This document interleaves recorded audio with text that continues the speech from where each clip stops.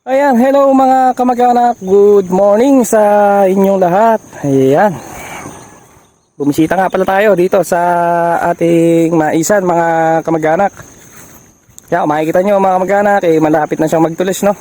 So nagpapalagay din tayo ngayon mga kamag-anak ng proclaim dun sa may talulo ng mais.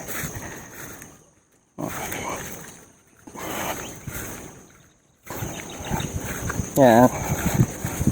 So ayan, mahamog pa, basa pa yung dahon. Mas maganda sana kung tuyo yung dahon ng mais natin, no?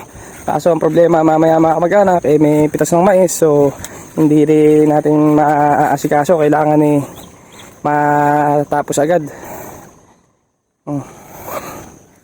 Yeah, good morning, good morning.